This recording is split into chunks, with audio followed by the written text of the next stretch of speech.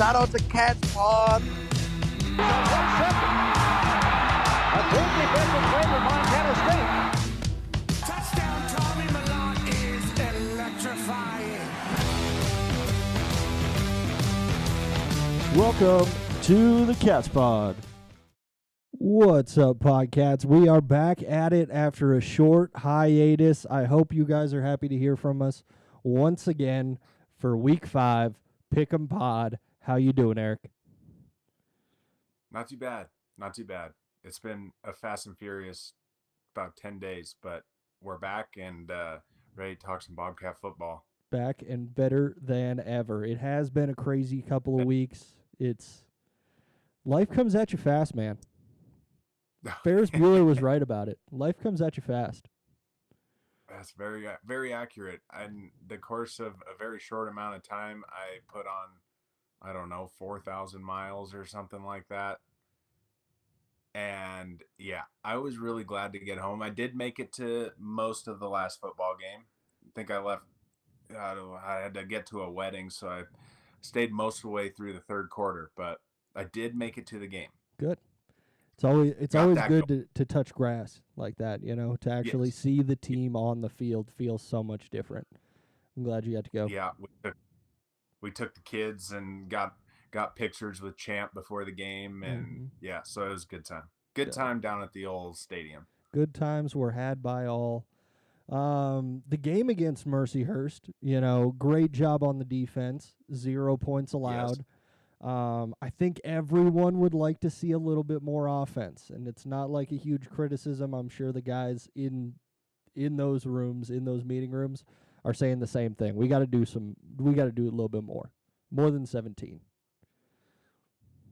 Yeah, I mean, it's I think more specifically more than 17 against a team like that. Yeah. Because if we're being totally honest, like the offense looked better against a much superior South Dakota State. Yeah. But regardless, I mean, they still blanked a team that hung 28 or whatever on Sac State. Mm-hmm. They still held them to 0. The defense looked really good. Yeah. I mean, aside from a couple little plays that are totally clean up, can be cleaned up. Yeah. The defense is locked down. I mean, they're very, very talented. Yeah, they are playing super well. And, everybody who's had to pop in and fill positions is playing super well as well. We've talked about it all season long so far. Cole Taylor is killing it, filling in. And the secondary is super impressive right now. Yeah.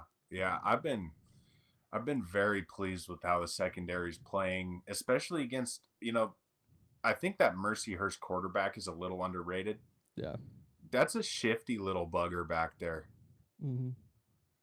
I mean, in all honesty, that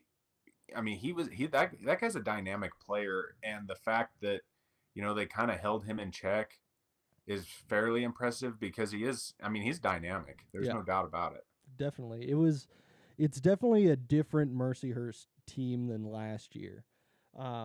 Yes. They didn't have a whole lot going on for them last year, and that's why you have, we beat them by 40-something points, I think. And they are coming up. They're going to be a real FCS team. And they're looking like maybe they would be a middle-of-the-pack type team. Yeah, I would agree with that. I think the biggest thing to me about this game is the fact that, despite some obvious adversity, with the team, the defense never seemed to really let up. They're those guys are serious out there, and that's kind of what you need because everybody's going to have an off day or an off game or something, and so the fact that the defense can, prop them up even if they have an off day, which I don't expect to happen anymore. That's got to be a good feeling. The guys on the offense know the defense got their back, and this next week, if maybe the defense isn't there, hopefully the offense got their back, because that's kind of what you need in a team. Two good units that have each other's back. Yeah, we just need to be really solid on both sides of the ball, and even the offense slightly underperforming, like compared to last year's standard, which is ridiculous to hold any team to. That's fair. It's important to keep in mind everything that's been going on with the offensive line. Sorry, my bad. Nice sneeze. Something got a hold of me there, you know. Elegant. Yeah, I'm sure it was a very beautiful sneeze. I'll love to rewatch that when I listen to the podcast tomorrow. It's gonna be great. I won't have any embarrassment whatsoever. But the point I was making was valid. Is that there's been so many changes on the offensive line that how can you really expect this team to play at like an elite level? You know, it's something that.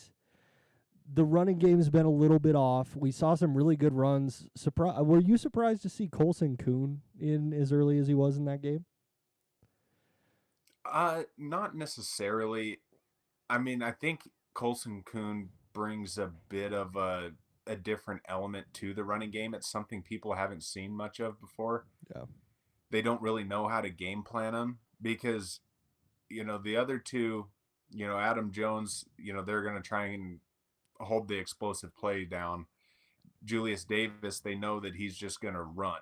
Mm-hmm. So Colson Kuhn brings a different element to the game, but I almost wonder if it wasn't something like, let's not load our two starters up too terribly much in a game against Mercyhurst. Yeah. If maybe that was kind of the deal. Yeah. And also, this is no disrespect to Mr. Colson Kuhn. We just haven't seen him that early in a game before, so it was a little bit different. And I was like, I like this. I like seeing Mr. Colson Kuhn get some carries early on in a game. And he busted I think it was the biggest play of the entire game for the offense. Yeah. Yeah. And I think that's maybe why, people felt that, the offense wasn't quite as dynamic as normal is because it started off so hot. Yeah. It was, that huge Colson Kuhn run, everybody, the stadium was rocking. Also, before we get any further into the game, we have got to get that stadium enclosed. Yeah. These attendance numbers are ridiculous, and it's so far over 100% capacity. Yeah. I got to wonder what the hang up is. I guarantee you they could fundraise in closing that stadium. Mm-hmm. Because even in a game against Mercyhurst, it's still loud as heck in there. Yeah. And there's a ton of people. What was it, 21,300 or something like that? Yeah. And I guarantee you more people would come if you had the seats for them. Oh, it would fill up. It would fill up for sure. They're never going to have a problem with that, especially with this new, the newest era of Bobcat football. Like, these fans are hungry for these games, and they want to be there so bad every single week. And it can honestly be tough to get tickets sometimes, even to regular season games. Yeah. Yeah. I mean, yeah. I won't beat a dead horse. We just got to fill that stadium. We got to get that. Yeah, I'm sure it's the next thing on the book. They just finished the athletic center and did all that stuff underneath the scoreboard, but I'm sure that there is going to be some seats added. Some more, like a significant amount. This darn school we love so much. It just focuses on all the all the academic buildings. Why does it do that? Yeah. Why do they focus so much on academics at this college? Like, that sucks. Yes. That is not how it should be. This is a football school now. Yep. Football school now. They haven't adjusted yet. They're still learning how to be a football school. So, one day they'll have a gigantic stadium or whatever. But I love the stadium as it is. I wish there was more seats. I wish you could just create more seats within what we have now with the scoreboard added and everything. I think it's just a cool place to watch a football game. Well, we could definitely get rid of Ben's favorite part of the stadium, the beer gardens. Yeah, you could get rid of that part of it. Honestly, you could turn that into seats so fast and no one would be mad about it at all. Yeah. Cause I don't know. There might be some people that enjoy hanging out in the beer gardens during the game, but just the tailgates are right there. They're 50 feet away. And it's so much more fun to hang out at the tailgates than it is in the beer gardens there. Yeah, definitely. No. No, anyway, I just had to get that off my chest right here. But going back to the game, I think the only thing that can happen now is the more real-time reps these guys get, the better they will be. I mean, we're still trying to fit, a new to the program quarterback into the system. We're trying to get Chris Long into the system. Like you said before, we're reworking our offensive line. It just, the more reps they get together, the better it'll be. The better they'll gel together. Yeah. So I think this was a good game just to work some kinks out. Yeah. Still very, very far away from the panic button. The panic button is in like Lewis and Clark County for me right now. So yes, it's that's fair. This team, and just thinking about how many changes have happened on the offensive line, thinking about the injuries early in the season that have like slightly affected the team. They're going to be pretty darn good when they figure this thing out. And we know they're going to figure it out. And that's what every vegan team has done throughout the season, is he always makes his players better throughout the season, which is the mark of a great coach. And so there is not a single worry in the world right now. This team is going to be very nice when we roll around to playoff time. Yeah. They'll round into form as they always do. I mean, vegan has a special characteristic to get guys to buy into the philosophy. And we're talking about the new players to the program, but what about all the new coaches? I mean, things just take time when you have a successful program that loses coaches constantly. Yeah, it's one of the hard things about being in the FCS is losing those coaches. And now losing players to the transfer portal. Luckily, we kept a lot of the guys that we really love on this team. But yeah. No worries. It's 1-0. 1-0. 1-0. Yep. Every week's a new week. What's the Ted Lasso quote? Oh, be a goldfish, baby. Be a goldfish. Be a goldfish. All the time. Actually, not all the time, because it's hard to keep a job when you're a goldfish all the time. You can't just forget things constantly. But when it comes to football, be a goldfish week to week. Next, should we talk about how weak the Missouri Valley is? Yeah, we might as well get into it. It's weird. It's a weird thing that's going on this week in the Missouri Valley. Well, before we started, I was just perusing the schedules for the upcoming week, and there's 2 total games in the Missouri Valley. Yeah. And only 3 teams are playing in the 2 total games from the Missouri Valley. The rest of them just happen to have the week off. I guess so. Every other team in the Missouri Valley has a week off other than 3. Yeah. Dude, what is that? They're too lazy to schedule cupcakes anymore, so they just take a week off? There's not enough Division II schools out there to play against.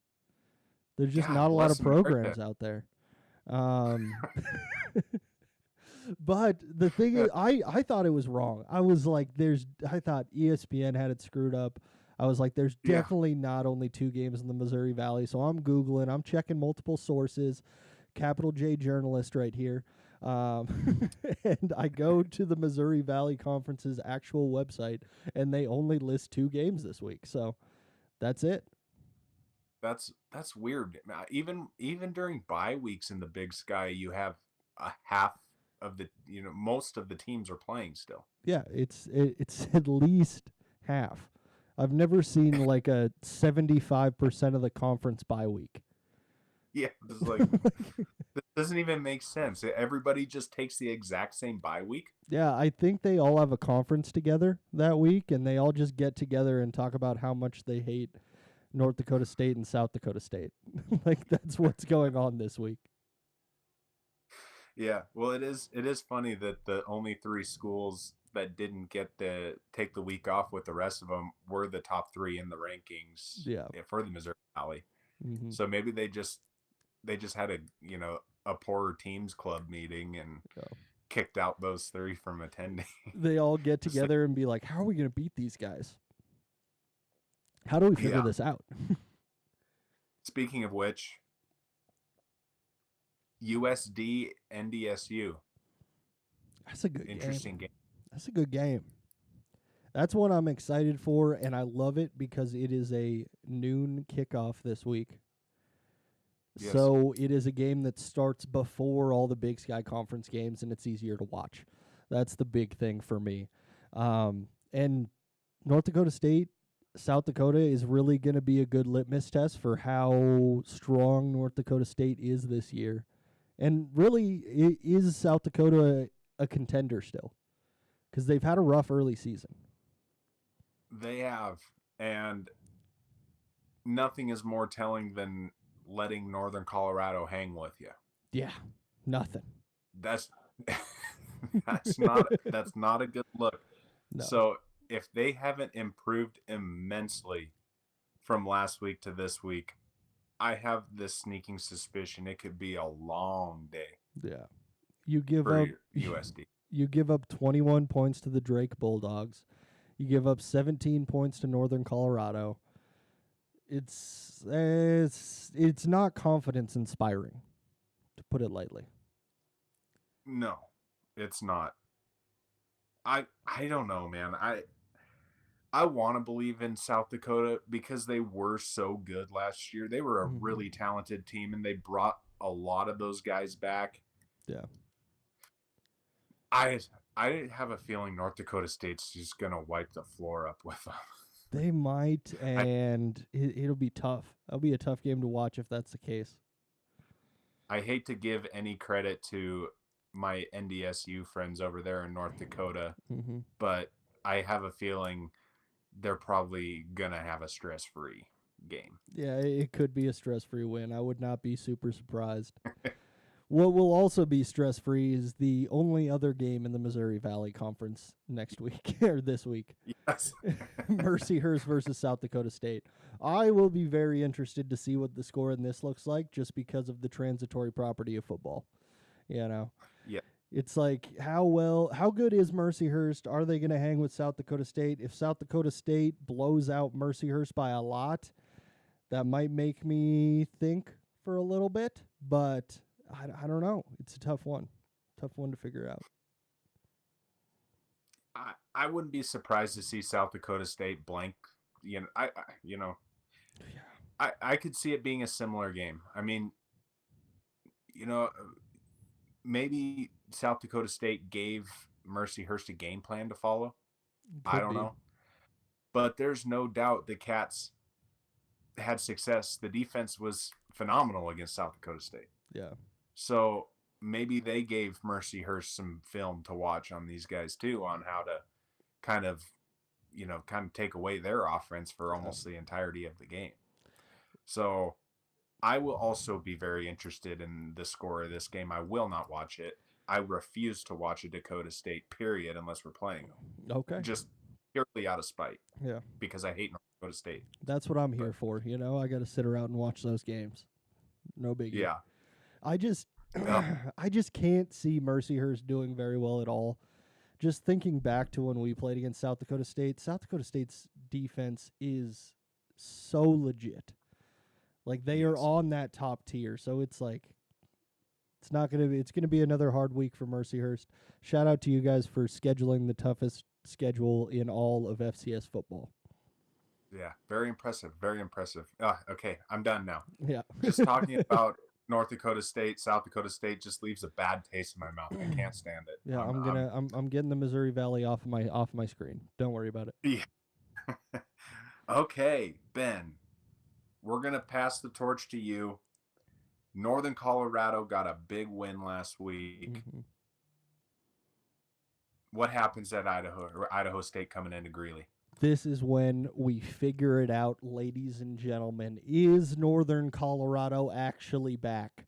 Or are they here for the first time? I don't know if we can consider them back because I don't know if they've ever been here.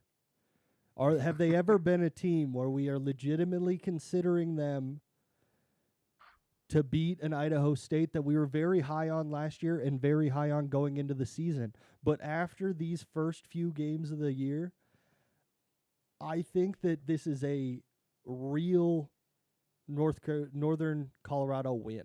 Like, I don't think that it's not a joke pick.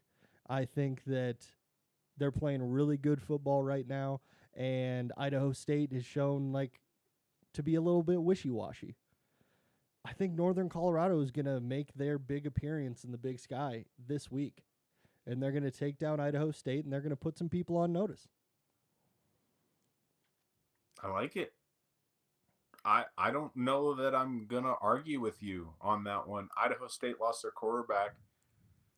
As far as I know, Northern Colorado's fairly healthy. They sure as heck haven't lost their starting quarterback. Yeah. As I don't think anyway, but Idaho State has had, I mean, they scheduled kind of a tough early season, but I don't know, man. I'm not seeing what Idaho State really brings to the table right now. Yeah. You know what I mean? The loss to Southern Utah, while Southern Utah is a solid team that's going to be a part of the Big Sky Conference next year, losing to them 46-24 does not show the same kind of grit that Idaho State had last year. They kind of had this X factor. It was just kind of an it thing. They didn't have anybody who was great on the team. They didn't have any standout players, but everybody on that team just played really solid. And I think there was a little bit of magic to their team last season, and I haven't seen that magic yet this year. Yeah. I don't know. I mean, they really helped their point differential out last week with that win. A 90-0 win against Lincoln High School. Is that what that is? Yeah, I think they're just a little bit down the road from me. That's not good. No, it's not what you're looking for.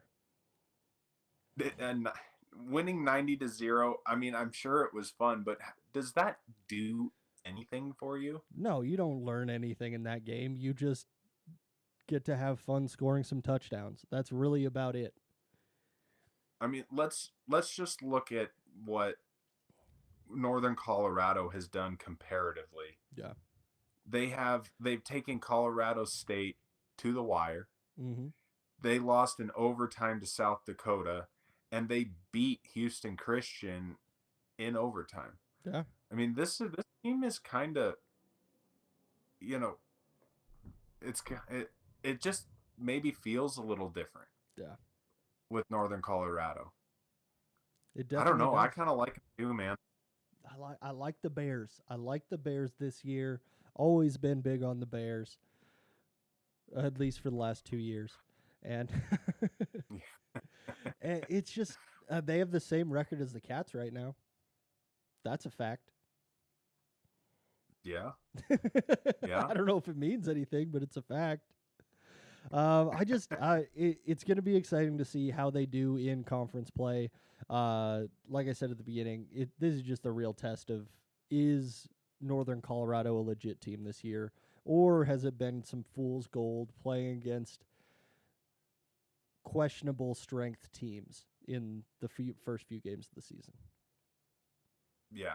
I'm going to roll with Northern Colorado, and if they get waxed by a crappy Idaho State team, then I'll eat my words and never pick them again. Okay. How about that? Yeah, that sounds fair. Sounds very, very fair. Northern Arizona at Portland State. This is not going to be a very good game. No, I am not interested in either of these teams this year. Neither one of them has shown me any kind of reason to root for them or believe in them in any way, really. It's harsh, but I just cannot get excited about anything in Northern Arizona versus Portland State. I do think Northern Arizona is decent. Yeah. I mean, they do. I mean, the Incarnate Word win, that was a top 25 win, I think.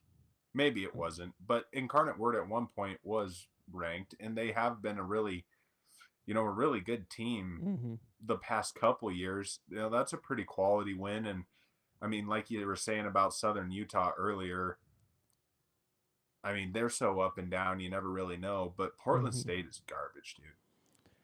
Garbage. Yeah. They've fallen into that bottom tier. They got beat 42-0 by Tarleton, who is number 3. Very good. 69-0 BYU. Throw that one out. 50-20 UND.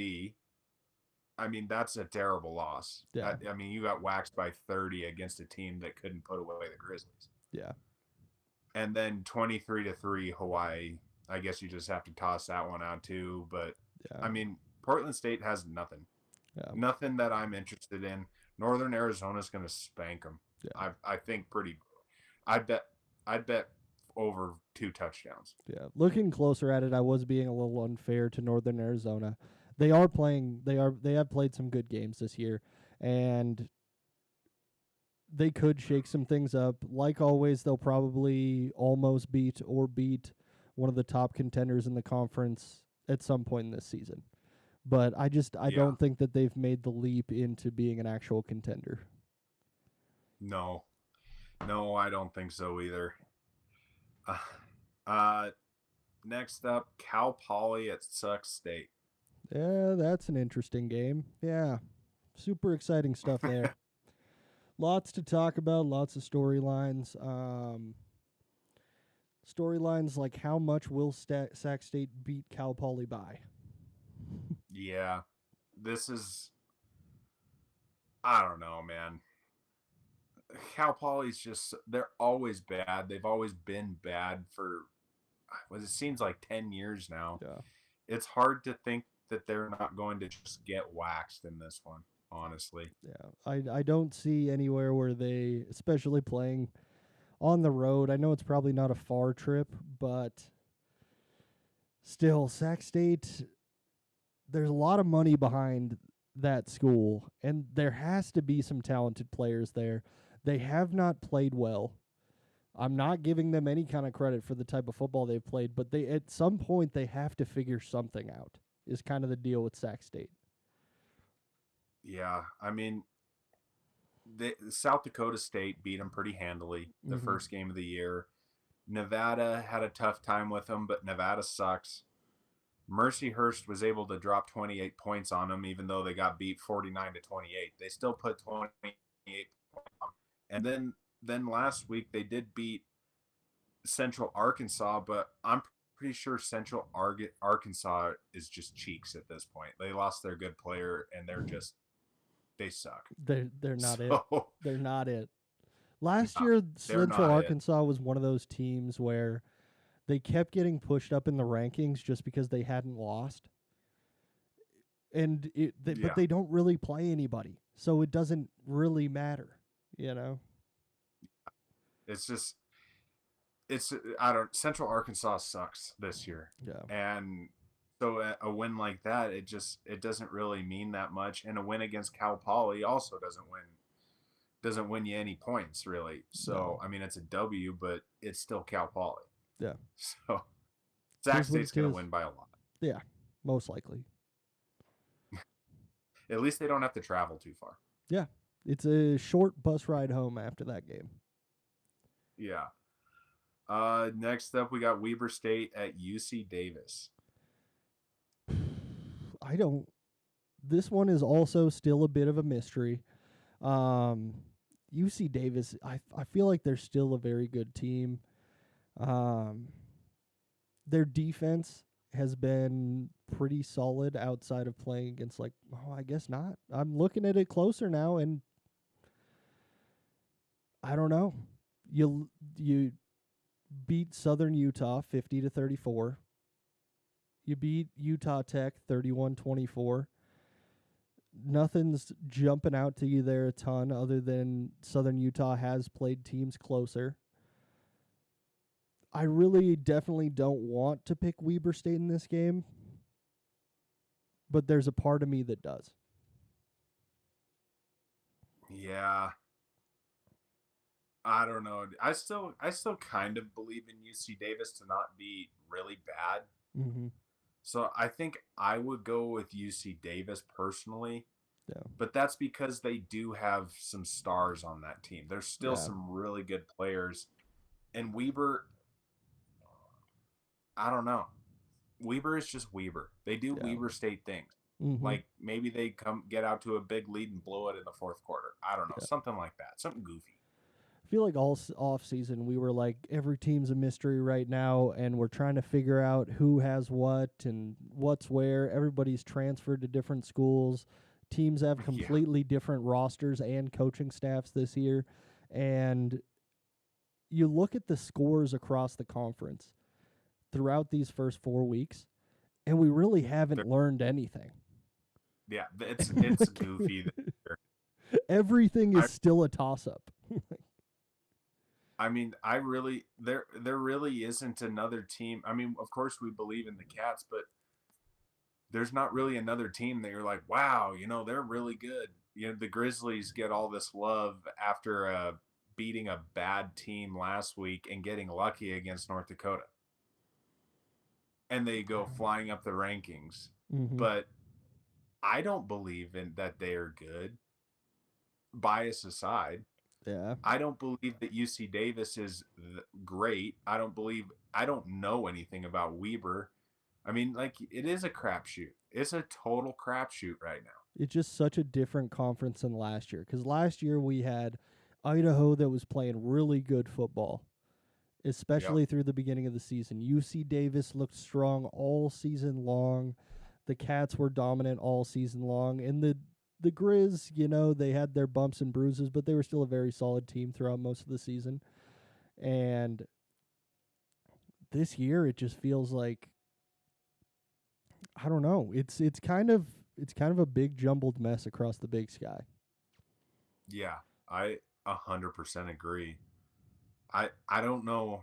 I mean, the next game is Idaho at Montana, so I guess this is the one where you start to figure it out. Like, is Idaho actually legit after some fairly impressive games here recently? Yeah.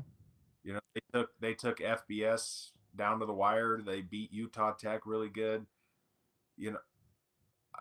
Washington State, they barely lose. They're an enigma, but I think that they're decent. I don't really know. Yeah.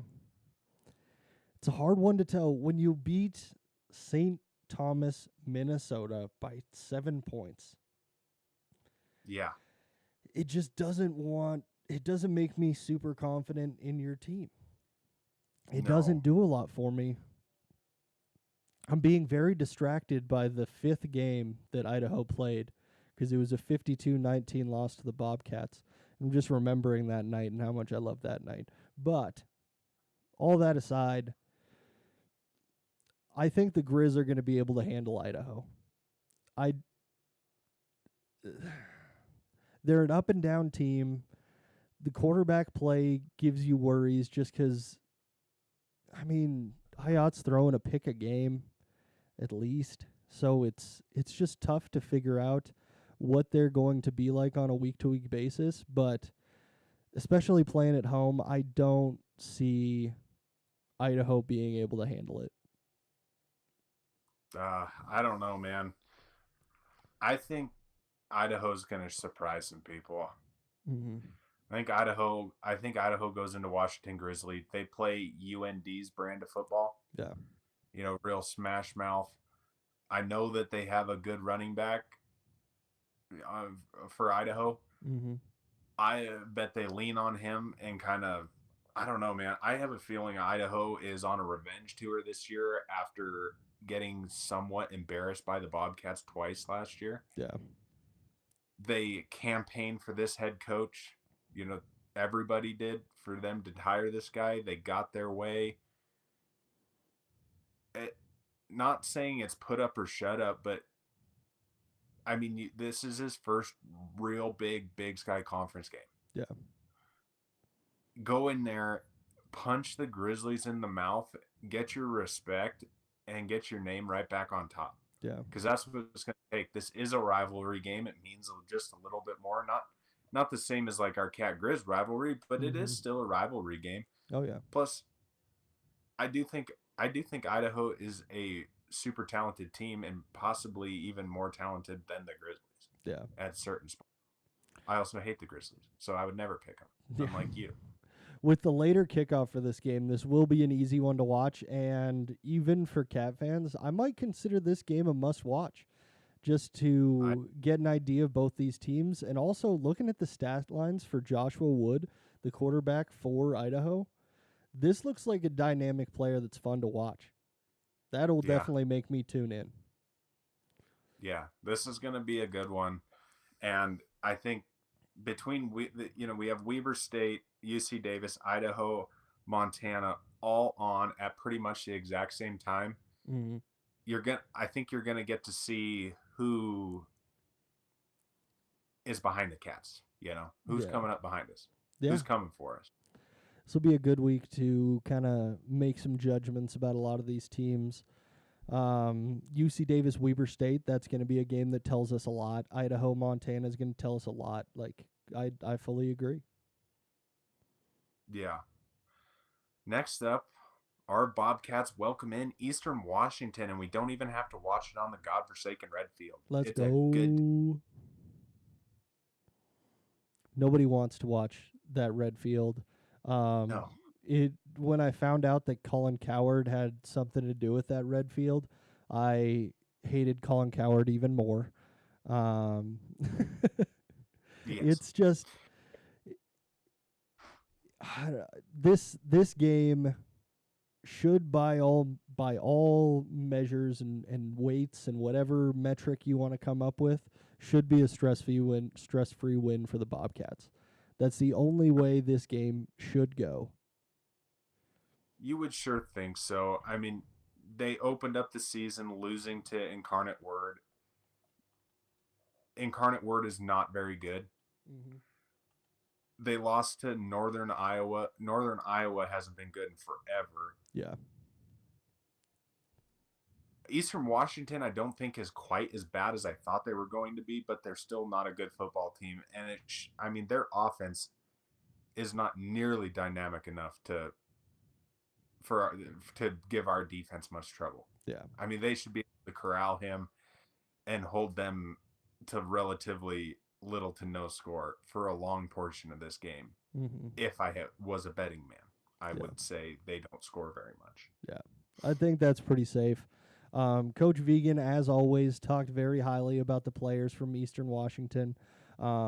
He's always very respectful of the other team and does not take anyone lightly, so he is scouting a lot of these different players and said there are some very skilled players on this team. So I'm excited to see if he's right, I guess, on that one, because I don't see it. I just don't see it. Well, luckily we can talk ill of Eastern Washington, even though he can't. Eastern Washington is not a good football team. And I hope we can go out there and just handle business as according to plan. Maybe get a glimpse into what this team looks like, down the road a little bit further after we get through a few of these conference games when they really find their identity. Mm-hmm. Maybe we get a little bit of glimpse here because this is it's homecoming, man. I'm going to be on the field before the game. Mm-hmm. I get a tour of the facilities. Like, I have to leave the game early, so I'd really like to be up by 40 when I have to leave. Yeah, that would be nice. That would be nice for sure. What do you think the line is in this game? I've got it pulled up. I want to see what you think it is. 17? It's 21.5. Oh, boy. 21.5 in this game is a lot of points.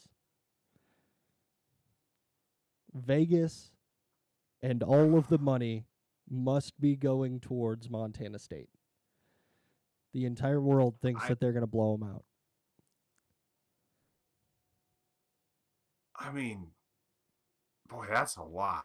That's over 3 touchdowns in a conference game is a lot. Yeah.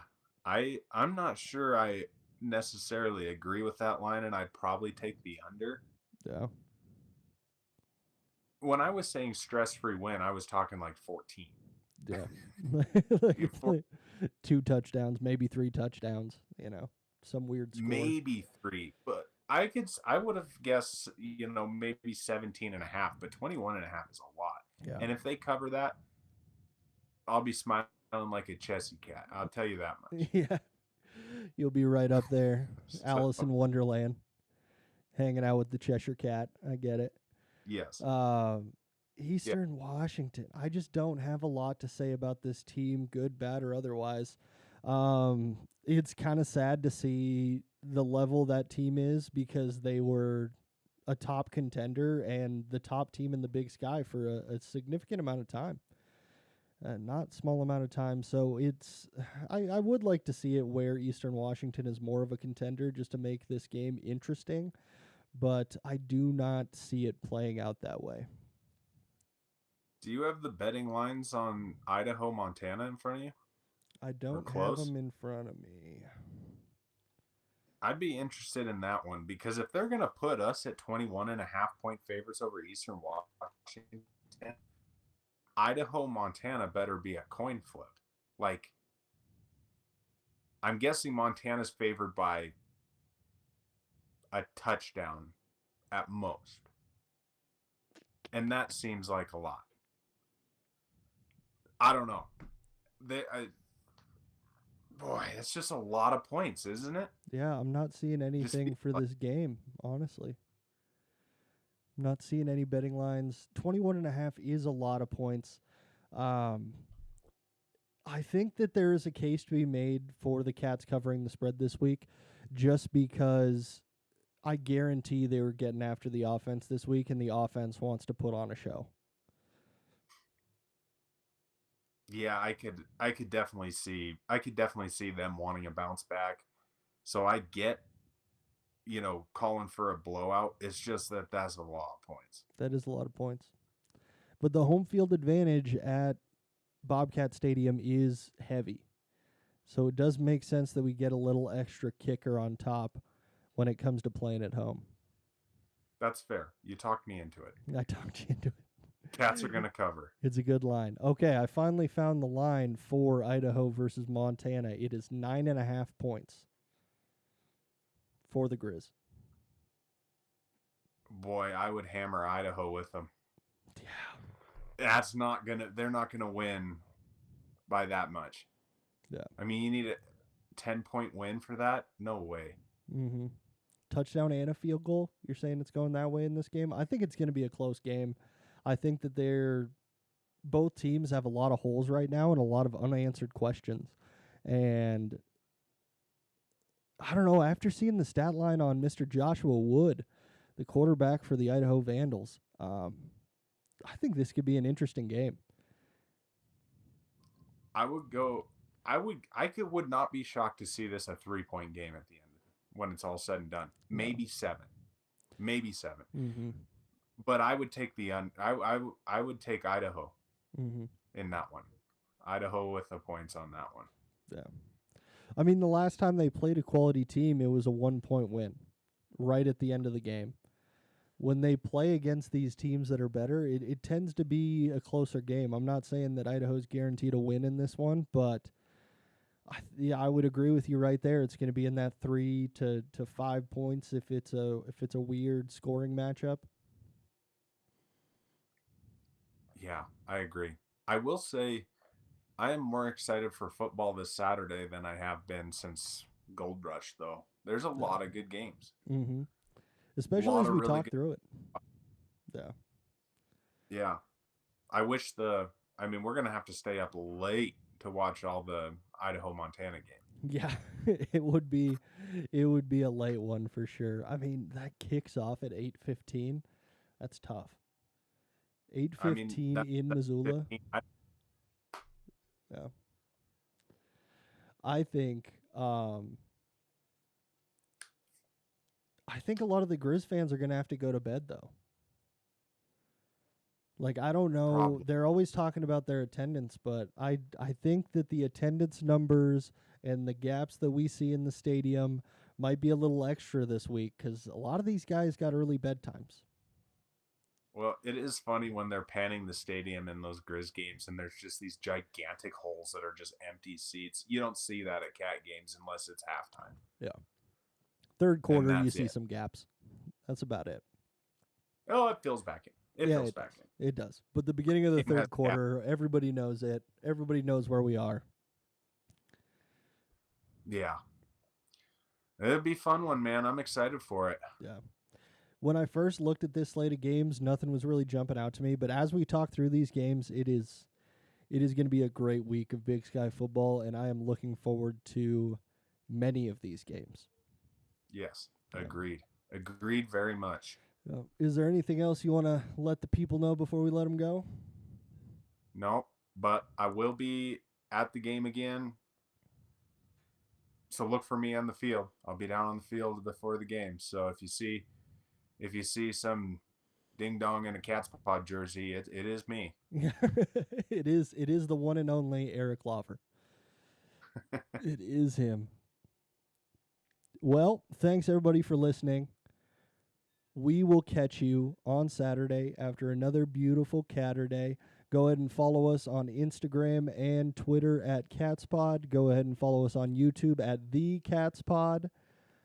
Rate us 5 stars wherever you are listening to this at, and we will catch you guys on Saturday. Eric will catch you at the game for another, once again, beautiful Catterday.